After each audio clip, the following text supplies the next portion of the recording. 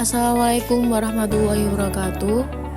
Kami dari kelompok 5 akan menjelaskan tentang latar belakang, rumusan masalah, dan tujuan penelitian kualitatif dengan dosen pengampu Ibu Rizka Melia, disusun oleh Alvina Wartatul Hasania dengan NIM 008 dan Nawafil Nur Anifa dengan NIM 019. Kemudian ada beberapa fokus pembahasan yang perlu diperhatikan. Yang pertama yakni karakteristik penelitian kualitatif, yang kedua topik permasalahan kualitatif, yang ketiga rumusan masalah kualitatif, dan yang keempat tujuan penelitian kualitatif.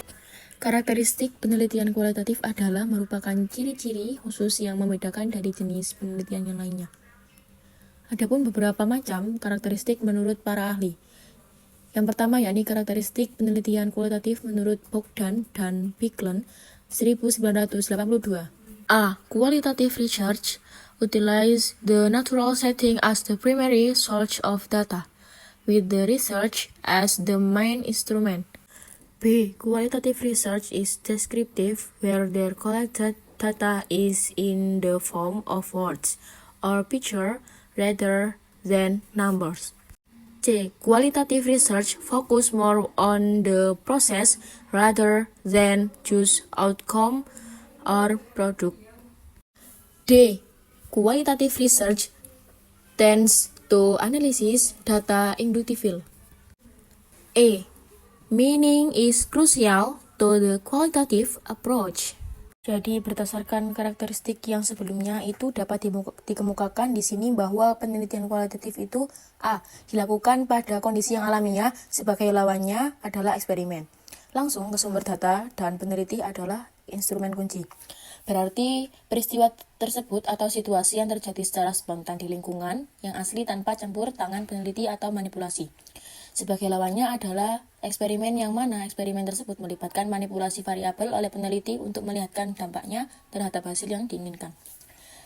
Yang dimaksud dalam kata langsung ke sumber data, yakni mengacu pada pengumpulan data langsung dari sumbernya tanpa banyak proses tambahan ataupun manipulasi yang dapat mengubah karakteristik data tersebut.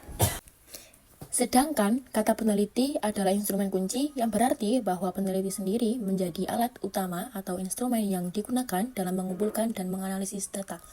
Seringkali dengan mengandalkan observasi, wawancara, atau pengamatan secara langsung. B. Penelitian kualitatif itu bersifat deskriptif, data yang terkumpul berbentuk kata-kata atau gambar, sehingga tidak menekankan pada angka. Jadi, dalam penelitian kualitatif itu, data yang dikumpulkan cenderung berupa kata-kata atau gambaran yang menggambarkan sebuah informasi yang mendalam tentang suatu fenomena. Oleh hal tersebut, berbeda dengan penelitian kuantitatif yang lebih menekankan pada pengumpulan data berbentuk angka untuk analisis statistik. C. Penelitian kualitatif lebih menekankan pada proses daripada produk atau outcome.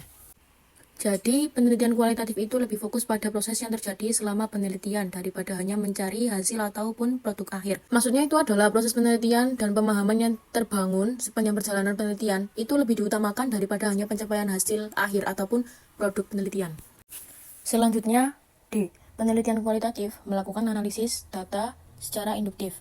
Jadi analisis data secara induktif dalam penelitian kualitatif itu berarti peneliti membiarkan data yang terkumpul mengarahkan ke identifikasi pola atau tema tanpa memulai dengan hipotesis ataupun kerangka teoritis tertentu. Dan yang terakhir, E. Penelitian kualitatif lebih menekankan pada makna data di balik yang teramati. Penelitian tersebut lebih menekankan pada interpretasi makna dari data yang teramati yang membantu untuk mengungkapkan informasi yang lebih mendalam dalam kompleks daripada sekedar informasi yang tampak secara fisik atau kasat mata. Sedangkan karakteristik penelitian menurut para ahli yang kedua yakni menurut Lincoln dan Kuba yang mengulas 10 ciri-ciri penelitian kualitatif antara lain sebagai berikut. Ciri ke-1, latar alamiah. Penelitian kualitatif dalam konteks latar ilmiah atau lingkungan yang relevan dengan masalah yang diteliti. Hal ini penting karena ontologi alamiah itu lebih menekankan pada pentingnya memahami fenomena sebagai keseluruhan yang tidak terpisahkan dari konteksnya. Dalam penelitian ini, peneliti terlibat langsung dalam lingkungan seperti sekolah, keluarga, atau tempat yang lain dengan subjek penelitian yang relevan untuk memperoleh pemahaman yang lebih mendalam tentang fenomena yang diteliti melalui pemahaman konteks secara menyeluruh. Ciri kedua yakni manusia sebagai alat instrumen. Ciri kedua dalam penelitian ini menjadi alat utama untuk mengumpulkan data. Hal ini penting karena manusia sebagai alat dapat berinteraksi dengan responden ataupun objek penelitian secara kompleks dan memahami konteks yang ada di lapangan. Dalam proses ini, peneliti aktif terlibat dalam kegiatan masyarakat dan berperan serta di lokasi penelitian yang disebut dengan partisipan observation, yang intinya peneliti itu harus terlibat langsung dalam situasi penelitian untuk mendapatkan pemahaman yang mendalam dalam fenomena yang akan diteliti. Ciri ketiga yakni metode kualitatif. Nah, penggunaan metode seperti ini dapat dilakukan dengan observasi, wawancara, atau analisis dokumen. Metode ini dipilih karena memungkinkan hubungan yang lebih dekat antara peneliti dengan responden, serta lebih fleksibel dalam situasi yang kompleks. Selain itu, metode kualitatif ini lebih peka dan dapat mengidentifikasi pola nilai yang berubah dengan lebih mudah. Ciri keempat, analisis data secara induktif. Analisis induktif ini penting untuk mengambil keputusan yang tepat dalam memahami hubungan antara faktor dalam penelitian kualitatif. Ciri kelima, teori dari dasar, grounded theory. Ciri kelima ini lebih menekankan pada penyusunan teori yang bersumber dari data itu sendiri, yang dikenal sebagai grounded theory, yang memiliki alasan karena tidak ada teori sebelumnya yang dapat mencakup berbagai kenyataan yang memungkinkan untuk ditemui. Peneliti ini tetap netral sebisa mungkin, dan teori yang berasal dari data responsif terhadap nilai-nilai konteks tertentu. Ciri keenam, deskriptif. Ciri keenam dari penelitian kualitatif ini adalah deskriptif, yang mana data yang dikumpulkan berupa teks, gambar, atau materi visual, bukan angka. Penelitian ini berfokus pada makna dan konteks sehingga semua informasi yang terkumpul menjadi kunci untuk memahami subjek penelitian. Ciri ketujuh dari penelitian kualitatif adalah lebih mementingkan proses daripada hasil akhirnya.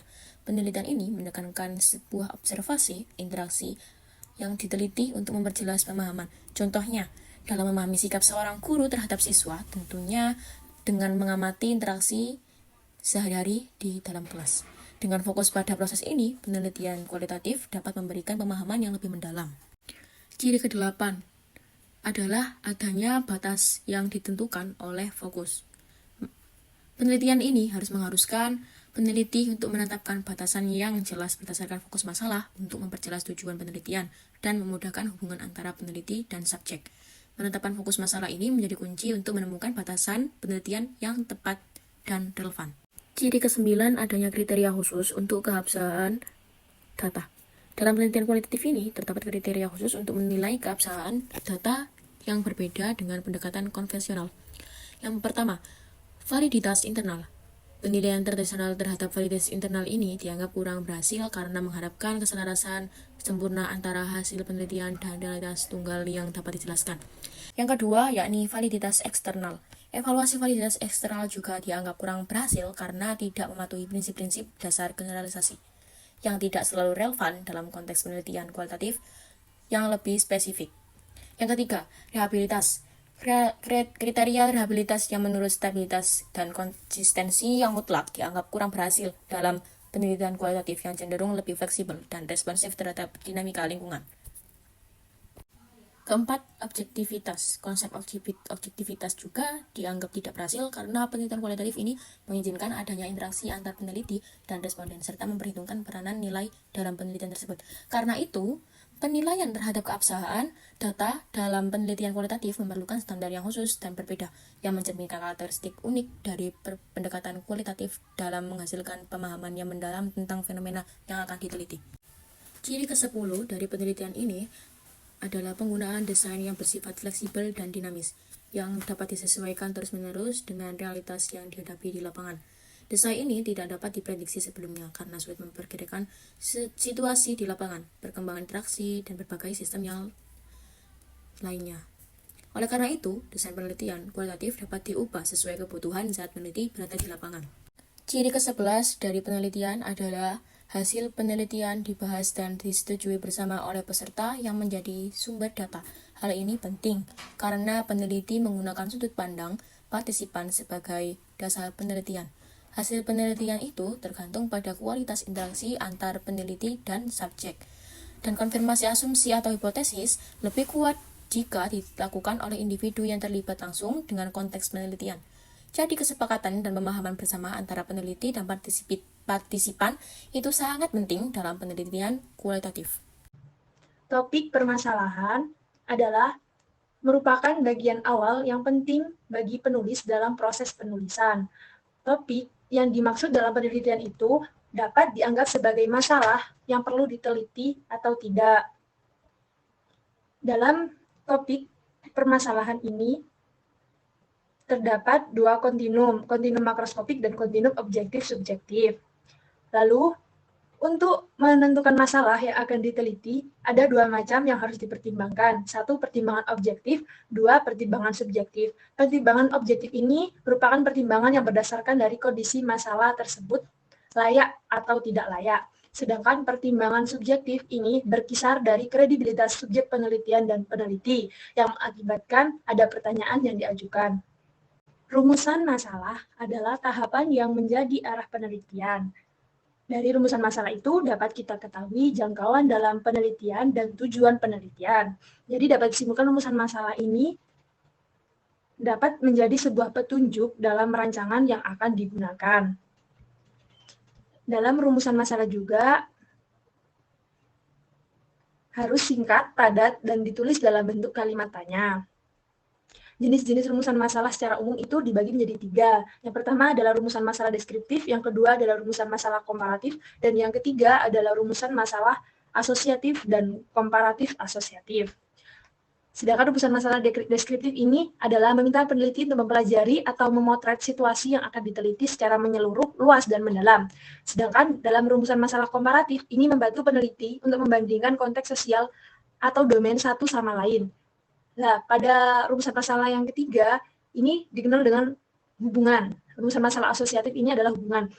Rumusan masalah asosiatif ini membantu peneliti menciptakan hubungan antara situasi sosial atau domain satu dengan yang lainnya. Rumusan masalah asosiatif sendiri itu dibagi menjadi tiga jenis, hubungan simetris, kausal, dan interaktif. Rumusan masalah yang terakhir adalah rumusan masalah komparatif asosiatif itu membantu para peneliti untuk menemukan hubungan antara pengaruh situasi sosial satu sama lain itu pada titik waktu atau tempat yang berbeda. Hal-hal yang harus diperhatikan dalam merumuskan rumusan masalah. Hal yang pertama adalah permasalahan tidak boleh mencangkup lebih dari satu pokok masalah. Maksud dari poin satu itu tidak boleh lebih ya, satu pokok masalahnya itu harus satu, tidak boleh mencangkup lebih dari pokok-pokok yang lain. Terus yang kedua adalah rumusan masalah disusun dalam bentuk pertanyaan. Rumusan masalah ini disusun dalam bentuk pertanyaan, jadi dalam bentuk kalimat tanya. Lalu yang ketiga, rumusan masalah harus jelas, konkret, dan fungsional. Dan yang terakhir, hal yang terakhir yaitu rumusan masalah harus menunjukkan potensi pengumpulan data untuk menentukan jawaban atas pertanyaan rumusan. Setelah kita mempelajari hal-hal yang harus diperhatikan dalam merumuskan rumusan masalah, selanjutnya kita beranjak ke langkah-langkah dalam perumusan masalah. Yang pertama, pemilihan fenomena kebahasaan untuk diteliti. Yang kedua, menentukan objek kajian. Yang ketiga, menentukan ancangan yang digunakan. Yang keempat, menentukan lingkup kajian. Yang kelima, perumusan masalah penelitian. Nah, yang pertama tadi pemilihan fenomena kebahasaan untuk diteliti. Jadi langkah pertama itu kita atau seorang peneliti itu harus memilih fenomena. Pemilihan fenomena ini menjadi dasar yang dilakukan untuk langkah selanjutnya. Langkah selanjutnya ini menentukan objek kajian ini berpacu kepada pemilihan fenomena kebahasaan. Lalu yang ketiga, menentukan ancangan. Setelah menentukan objek dan pemilihan fenomena, selanjutnya kita beranjak ke langkah menentukan ancangan ini. Lalu yang keempat, menentukan lingkup kajian. Lingkupnya, lingkup mana saja. Lalu yang kelima, barulah kita ke tahap yang terakhir, yaitu merumuskan masalah penelitian. Yang terakhir yakni tujuan penelitian kualitatif. Pengertian tujuan penelitian kualitatif adalah tentang membuat pernyataan yang menjelaskan hal-hal yang ingin kita ketahui, pahami, atau kita pecahkan melalui penelitian. Tujuannya adalah untuk menemukan kebenaran yang belum diketahui dengan fokus pada pengumpulan data yang dalam dan bermakna untuk memahami fenomena dengan lebih baik. Penelitian kualitatif ini tidak hanya tentang membuat kesimpulan umum, tetapi lebih tentang memahami apa arti data dan bagaimana hal itu bisa diterapkan pada situasi yang serupa. Maksud dari pernyataan tersebut adalah bahwa tujuan penelitian kualitatif adalah untuk menghasilkan pernyataan atau temuan yang menjelaskan tentang aspek-aspek tertentu yang ingin diketahui, dipahami, atau dipecahkan melalui penelitian. Dengan demikian, tujuan penelitian kualitatif lebih bersifat eksploratif dan interpretatif untuk mendapatkan pemahaman yang lebih mendalam tentang fenomena yang akan diteliti. Adapun tujuan utama dari penelitian kualitatif dalam konteks pendidikan adalah sebagai berikut. Yang pertama, memberikan deskripsi menyeluruh tentang aktivitas pendidikan yang terjadi di lapangan. Maksudnya itu adalah untuk mendapatkan gambaran yang lengkap tentang apa yang terjadi di lapangan pendidikan. Hal ini membantu dalam mengidentifikasi masalah atau kekurangan yang ada, yang kemudian dapat digunakan untuk merancang solusi atau perbaikan dalam sistem pendidikan. Yang kedua, yakni dapat diringkas menjadi analisis dan interpretasi fenomena. Penelitian ini bertujuan untuk menganalisis dan menginterpretasikan fakta, gejala, masalah, dan peristiwa yang terjadi secara alami di lapangan pendidikan, yang bertujuan untuk mendapatkan pemahaman yang lebih dalam tentang fenomena yang diamati, seperti dinamika interaksi antar guru dan siswa, keefektifan metode pengajaran, atau tantangan yang dihadapi dalam proses pembelajaran. Dan yang ketiga secara intinya yakni pembangunan konsep dan prinsip pendidikan melalui pendekatan induktif. Penelitian ini menggunakan data lapangan untuk membangun konsep dan prinsip dalam pendidikan, yang hasilnya dapat digunakan sebagai dasar untuk penelitian yang lebih lanjut menggunakan metode kualitatif yang dapat memberikan pemahaman yang lebih mendalam dan kompleks terhadap isu-isu pendidikan yang diteliti. Itu adalah pendapat menurut Sujana yang menekankan bahwa penelitian kualitatif itu dalam pendidikan bertujuan untuk mendapatkan pemahaman yang lebih baik tentang fenomena pendidikan, yang mengembangkan konsep yang berkelanjutan berdasarkan temuan di lapangan. Sedangkan penelitian kualitatif menurut Prof. Dr. Sugiono memiliki tujuan sebagai berikut. Pertama, mengidentifikasi pola hubungan yang bersifat interaktif. Penelitian kualitatif ini bertujuan untuk menggali dan mengidentifikasi pola-pola hubungan yang bersifat interaktif antar variabel atau fenomena yang diamati. Ini membantu dalam memahami bagaimana elemen-elemen tertentu saling berhubungan dan berinteraksi dalam konteks yang diteliti.